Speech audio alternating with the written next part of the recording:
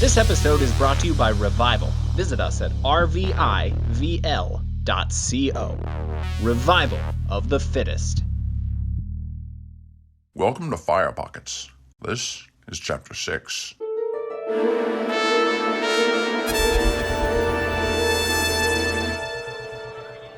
I've been in this line for hours. Every time I get near the front and I think it's going to be my turn to try the calling scope, the clowns move me to the back of the line. It's psychological punishment for burning the baseball field, which is completely extinguished now. Also, they ran out of loincloths just before getting to me. So now I'm in line with hundreds of people who all have togas or loincloths, and I'm the one naked guy. My butt is slightly cooked from the jetpack. I still have a piece of shrapnel lodged in, and nobody's talking to me. Yeah, person, I see you side-eyeing me. I'm just gonna keep podcasting, though, because none of you want to talk. I know everybody's mad at me, but we're in a long, majority-naked line, and we should all be talking. I imagine this isn't completely dissimilar to standing in line outside the pearly gates, and that would be an excellent conversation opportunity. Who had the rarest death? Let me see hands for shark attack. Anyone hit by lightning or crushed by a vending machine? Why is this line that different? Let me see hands for how many people think it's a dimensional rift. 3 hands? People, come on. Who thinks it's ghosts? All of the other hands. Oh, you guys. All right, the line's moving.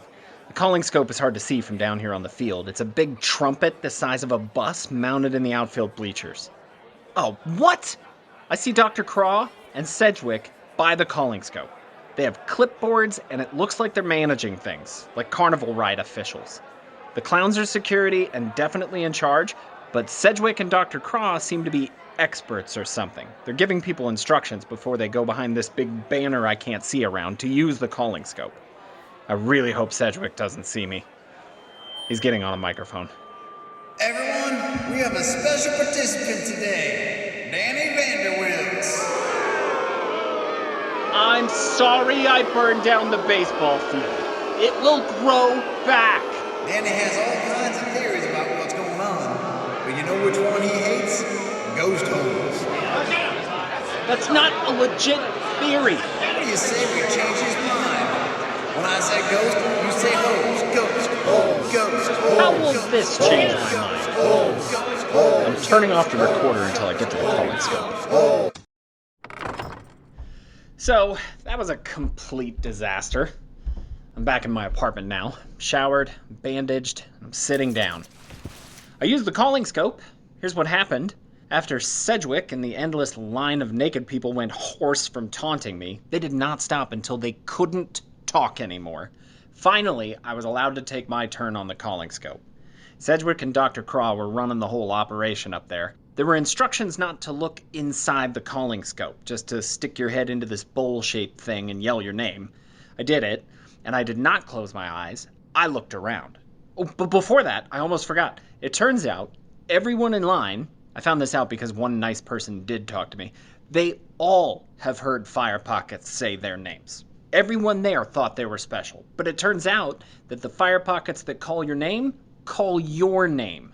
There's a group of Fire Pockets with people trapped inside who work together on some sort of friends network. And they want someone to use the calling scope to free them from wherever they are, but they don't care who it is. Like whoever can pull Excalibur from the rock gets to be the chosen one. I spent all this time dealing with crazy people thinking I could somehow do something, and it turns out that the world is just crazy, and I'm just a guy. Kinda sucks, but anyway, I got up to the calling scope, which, oh, okay, here's something. It said made in Denver on the rim. Someone made this machine. I'm leaning strongly toward theory number 6, dimensional rift, because it didn't say Denver, Colorado, it said Denver, Mars. Granted, maybe that was a joke, because it was written in marker. But if there are different Denvers, then it stands to reason there are different dimensions with similarities. Plus, all these Fire Pockets recruiting people to use the calling scope, I figure those have to be the other dimensions. It fits. I don't know how everything got scrambled and started colliding in the first place. That goes back to the incident that mysteriously started this whole thing. But Dimensional Rift seems to be what's going on. So I got up to use the calling scope and I stuck my head in, but instead of keeping my eyes closed, I looked around. It was just this big tube, like looking into a water slide tunnel, and it smelled like blackberries. And I didn't shout my name like they said to do, I just whispered it. I don't know why, I just felt like being different. And then nothing happened. Well, not exactly. There might have been a vibration, but also that could have just been this one guy who was walking up behind me to take his turn. I think his name was Randy. We were set up on the bleachers, and those things vibrate at literally the drop of a hat. So then the clown people just let me go. One of them handed me a ticket, like a coupon thing with a raffle number or something on it, and sent me on my way. I didn't have a jetpack to leave quickly, as planned, because it blew up and the submarine fire pocket people never did show back up again, as far as I know. Also, Fang Mask Cloak Lady, who the submarine people wanted me to kill, she wasn't even there. The Fallen City, where this all happened, is about, it turns out, 20 miles from my apartment. I know that because the skateboard I stole had a fun little odometer on it. I had no skateboarding experience prior to this 20-mile trek, and I now can skateboard a good 30 feet or so before falling off. I am sore. Oh, it sucks the world is filled with lunatics. I can't believe I survived them, and all I have to show for leaving my home is this raffle ticket. The numbers are... Hey, wait. The numbers are gone. They're letters now. They were numbers before. The letters are changing. What is going on? It now reads, Canterbury, come now. Oh, that's weird. Maybe there's like a vanishing ink or something? Not vanishing ink, it says. Need help there. You are the chosen one. My ticket is sending me messages. This takes me back to theory number 1, which I have been very hard on, but doesn't this feel like a medical trial? Like I'm hallucinating? Now my ticket says, stop being a turd ball. Wow. What happens if I shake it? It says, ouch, you idiot. This is a fire pocket. No way. Let me put the ticket up close to the microphone. It is a fire pocket. A small one. Are all the tickets fire pockets? Did everybody get one of these? It says, no, just this one. Like I said, you are the chosen one. Wait a minute. Some of that is misspelled, and I recognize that smart-ass tone. Is this radio guy? Yes, ha ha ha ha, ha ha ha, ha. Ha ha. I'm working with a friend network of good guys now, and not sure if you really are the chosen one, but I got the job being the guy who reads the calling scope's results, and I told them all you're the chosen one. How's it feel to finally be special? So wait, you told people I'm the chosen one, but I'm not? No idea. You are now. The chosen one has jobs. Go to Canterbury ASAP because we need help there. Fire pockets hurt people. Big trouble coming soon. Can you be more vague? It says, yes. That's all he said. Well, that's not helpful. Radio guy was a pain when I could hear his voice. Now I have to carry him around in my pocket like a phone and keep checking to see if he's messaged. Now it says, right now, hurry before it hits. Before what hits? Back up. What did you write? Something before that. I wasn't looking. It says, duck. Duck from what? I'm in my apartment. Can you see out of this raffle ticket? Get on the floor, you dumb son of a butthead. My wall just exploded! There's a giant hole in my wall! I see Fang Mask Cloak Lady outside. Is that a rocket launcher? Yes, it is! I was totally prepared to sit on my couch and cry about my life for at least 1 month, if not 3. Now my couch is on fire. The raffle ticket is on fire. Trying to grab it. Got it. Stop trying to kill me, lady. Wait a sec. That isn't Fang Mask Cloak Lady. That's some guy wearing her stuff. Also, the raffle ticket is burning, and I can't put it out, because it's a fire pocket. I can still read some of it. Canterbury. I got it, man. I'll go to Canterbury. The rocket hit is collapsing the building. I lost the raffle ticket. Where are my shoes? I'm walking through the woods at night. My apartment building is gone. I don't know what happened to Fang Mask Cloak Lady, but that was for sure not her with the rocket launcher. It was some guy. Either she got robbed, which I doubt, or she's part of a group of people who all wear that stuff, which I doubt even more. She's not a group person. I'm also toying with the theory that regardless of why he was dressed like that, Fang Mask Cloak Dude is an associate of the Friends Network people who want the calling scope to be used to help them out of whatever trouble they're in. They need the actual Chosen One to help them, and since I'm not the Chosen One, I'm just inconveniently labeled as, I'm an imposter, so they want to kill me for messing up their system. I would confirm this with Radio Guy, but I lost his text messaging raffle ticket, and we have no way of communicating now. But you know what? I like the idea of being the Chosen One. Why can't I be? I got the special raffle ticket with the instructions to go to Canterbury. Why can't I do whatever the special person was supposed to do? Maybe I can. And we don't know if the calling scope chose me to do whatever is supposed to be done because Radio Guy messed around. Maybe it would have chosen me anyway. And clearly there's a whole grip of people involved in whatever action needs to be taken here. It's not a one-man show anyway. Furthermore, a big trait of Chosen Ones is that they never know what they're supposed to do. And I squarely check all the boxes in that category. So, I'm the Chosen One. I'm the Chosen One until otherwise... There's a car pulling over on the road at the edge of the woods.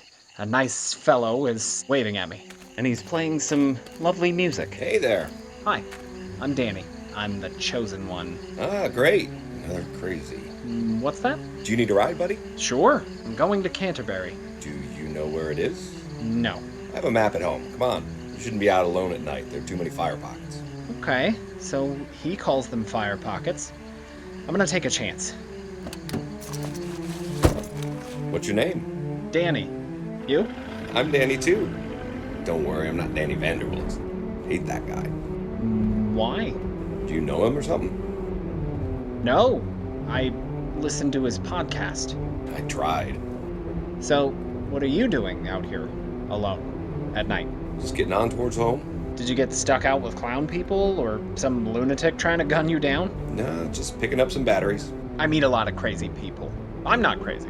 I'm just a magnet. You were just saying you were the chosen one? Well, do you know about the calling scope? No. It's a big machine, kind of Arthurian. It's supposed to pick someone to help people who are stuck in the fire pockets. There are people in those things? Yeah. What do you know about them? Just what Danny Vanderbilt said in his first couple episodes. I stay out of it. Sometimes I pick people up on the road, try to help them out if they're on my way. That's as crazy as I get. Just about. You meet a lot of crazies? No chosen ones yet. Ah, well, there would be just the one. So, you sound a lot like Danny Vanderbilt. And you're holding a recorder? This is actually a taser. I don't like the guy, but if you're the guy, I'm not going to do anything to you. So just tell me, are you him? That's, I just noticed you have a very large bear trap in your back seat. Yeah, I found that. Don't touch it, it's really sharp. Is that your blood on it? No. What are you gonna use it for? Well, it's a bear trap. So really, are you him or not? No, but I do listen to all of his podcasts. And what I'm doing is echoing him. He's looking for Canterbury, so that's what I'm doing. You don't have your own life to live? You have to echo his? Yeah. I just want to see if what this guy is talking about is real. And so far, it is. It's madness out there. If you say so. Most people I know are just lying low. So what's at Canterbury? I have no idea. Danny kind of does these cliffhangers. I'm waiting to see myself. What do you think happened? I don't get into that. I just keep my head down and do my thing. but something happened to the world. You have to have an idea. Well, I don't. I think it's all a big test. I think someone has to put things back the way they were, and everything between now and that is just a test. I got into a big thing with some guys about what it is. Lots of people think purgatory or dimensional rift. Which were you? Neither. Come on, you can tell me your theory. I'm not going to tell you. I'm a friendly person, you can tell me. Massive group hypnosis. What? They're mass delusions, you know? Salem witch trials. Everybody thought there were witches. That's mass delusion. I believe someone mass hypnotized all of us, the whole world, into seeing things that aren't really there. Fire pockets. Really, the whole world is fine. We're all just tucked in with our heads down and scared of nothing. That's not true. The fire pockets are real. Have you ever been inside one? Or do you just hear funny things? I have been inside one. I was in a submarine fire pocket. Why did you stop? Because I changed my mind. I'm not taking you to my home. Get out. What? Why? Because you're Danny Vanderwilks! No, I'm not. I heard the submarine episode. I know it's you. You said you only listened to the first 2 episodes. I listened to the whole podcast. Then why don't you help me? Because I don't want to be blown up, or dropped off a building, or be made to feel awkward. That's everything you do. That's hurtful. Let me give you a word of advice. Go back, re-release the whole series when you're done, with the narrator, Professor Mighty. Over my dead body. I like his voice. You need him. My podcast will never include him as a narrator. All right, well, get out of my car. Really, you're not coming with me. Is your name actually Danny? No, I don't give strangers my name. What's the bear trap for? Are you another psycho doing psycho things? No, actually, I just found it. I thought it was neat. I'm taking it home. I have a whole rustic feng shui going. Do you mind if I include this conversation on my podcast? Okay, you can include me if you go back and let the narrator guy help you. So that was maybe the craziest experience I've had yet. Normal people are the worst! I'm releasing my podcast live, unedited, and he has the gall to tell me to go back and add Professor Mighty? What, as a bookend? I'm not doing that! I'm not having this curated. I'm not releasing 1 episode once a week like some program. This is live, documentary. What? His car just disappeared. It was going straight down the road, and then it just vanished in front of me in a puff of mist, just like my horse did. I bet you that guy got sucked into a fire pocket.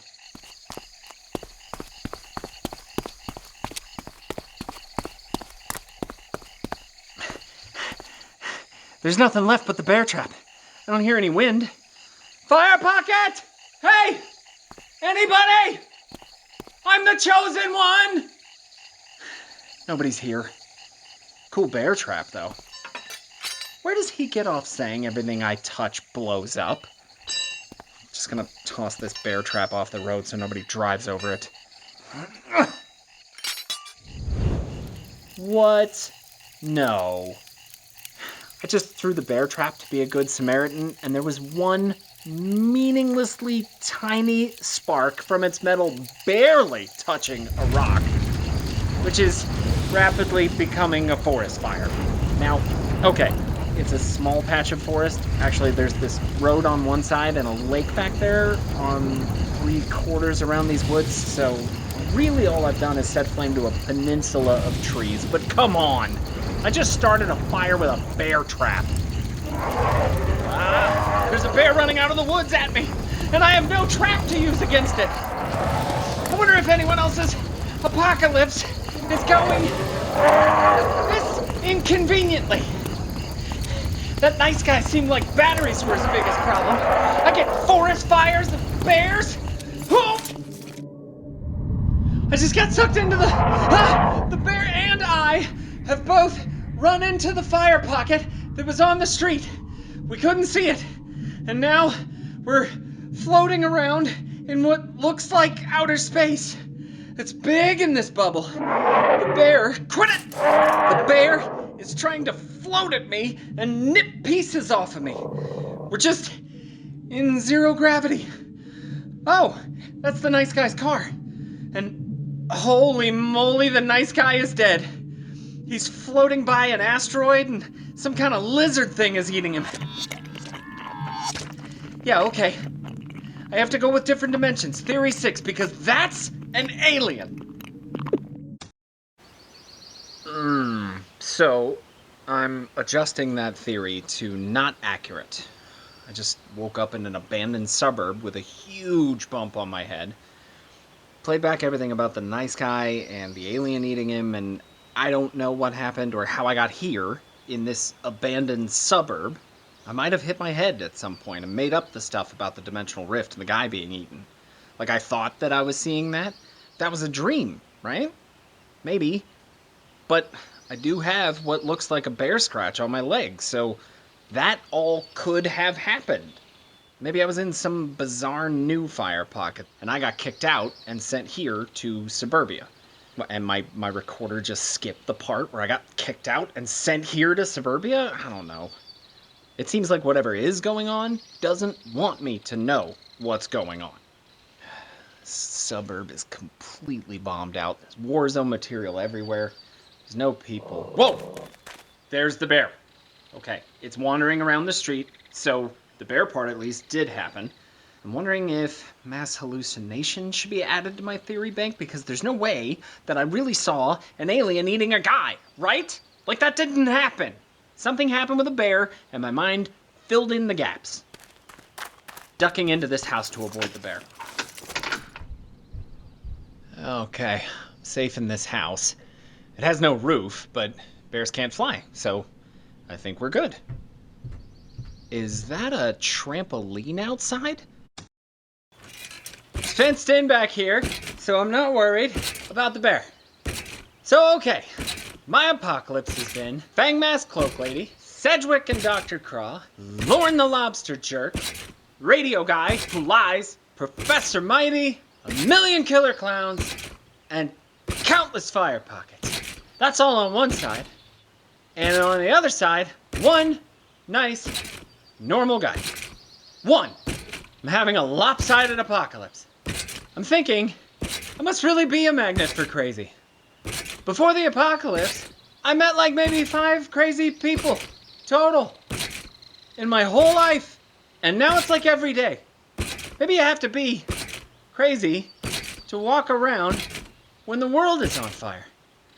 What is that? There's something painted on the water tower. I can see it when I jump super high on this trampoline. It says Canterbury! Huh? I'm here! The bear got in the yard! He's flipping over the trampoline! I'm headed to the water tower labeled Canterbury now. There's something else painted on it, but I can't see what. Oh, the bear is back there trying to play on the trampoline, but he flipped it over when he attempted to murder me, so I didn't set it up right for him. Screw him a little bit. If he wants to jump up and down and play on a properly erected trampoline, next time, don't try to eat me! I like horses, I like lobsters now. I do not like bears. Climbing the water tower. Hopefully, there's something up here that'll help me figure out what the Chosen One is supposed to do. Yeah, this is really quite tall. I know I'm not the Chosen One, probably, but I do intend to take that job because I've been working really hard to help people and to do this podcast, and it's not like I want the title. I just don't want to go back to my apartment, which is gone now anyway. Maybe it's possible to decide to be great, you know? It's really windy up here. Looking closer at the letters painted on this tower, it's actually an advertisement for RVIVL. Yeah, Revival. Some kind of high-end fitness recovery place. Neat. I'll check out the website later.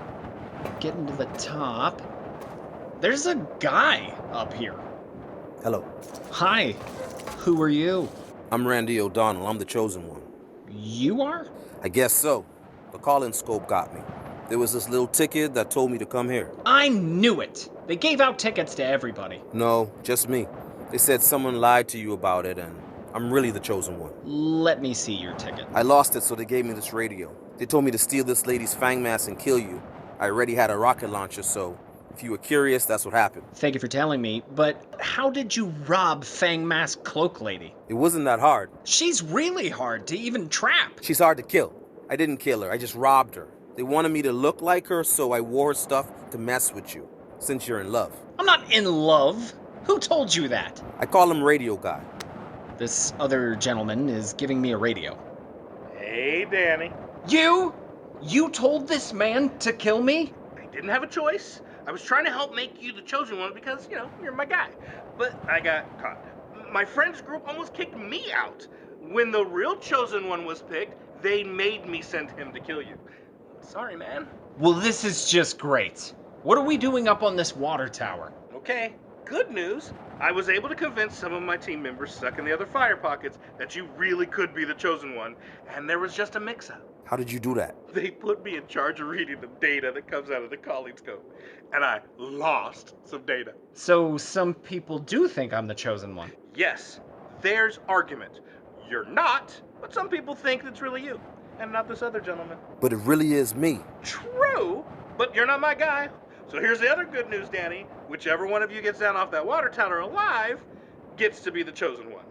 You can take him, Danny. You're making us deathmatch? Yeah, I'm making you deathmatch. If the other gentleman dies, he probably honestly wasn't the chosen one anyway. And if you live, Danny, I can make some people think you're the chosen one. I have a whole plan. That's horrible. No, it's genius. Do you know how good it is to be the best friend of the chosen one? I have a whole plan. I don't want to hear it. I thought I was coming up here to help somebody. You are, me, and you. And there are a ton of people that the chosen one is gonna help. But you can't do that when there is controversy over you, i.e. this helps you. What's that sound? The other guy is knocking off the ladder. Why did you do that? So you can't run away. It's a death match. I don't want to fight you. I know. It gets really windy this high after the sun goes down. Now what's happening? He's opening a hatch and climbing into the water tower. You'll probably get blown off by the morning. Did you let him get away? No, he just locked himself inside of the water tower. Ooh, did he drown? I didn't hear a splash. Probably it's empty because it ran dry during the apocalypse happenings. So he knocked the ladder down and hid inside so that when it gets windy and you fall off and die, all he has to do is climb out later. Yeah. That's pretty good. I know! And it's getting really windy. Wait a minute. How's he gonna get down after I blow off? Because he got rid of the ladder. Hey, I just realized I can't get down. Yeah, we're both gonna die up here. How high up do you think we are? 150, 160 feet up? So that tree's up only 100 maybe, huh? Danny? He just jumped off to go for the tree. Did he land in it? Yes, but he won't be getting down. Oh no. Did he get impaled? No, the tree was running through electrical wires and he got zapped. And now there's a fire starting down there, and it's windy. I think that the whole town is gonna go up and, yeah, massive fire down there. Wait, so this guy just started a big fire that's going to eat the town by jumping? Yeah, he really outdid me. It's actually kind of your fault for not fighting him. I did not start this fire. You kind of did, though. Can you dump the water out of the water tower? I'm looking. Nope, water tower is bone dry. I can't put out this fire. At least you're up high. But I can't get down. Ah! Big Mask Cloak Lady is down there. She's not in her scary costume, but she's down there, and she's trapped. Trapped how? The fire is all around her, and she has nowhere to go. How can I save her? You can't. She's not a trustworthy ally anyway. Forget her. You said you like her now. I waver. And I never liked her enough for you to risk your life saving her. I have to get down anyway. How are you gonna do that? I don't know. It's really windy. My recorder! I dropped it!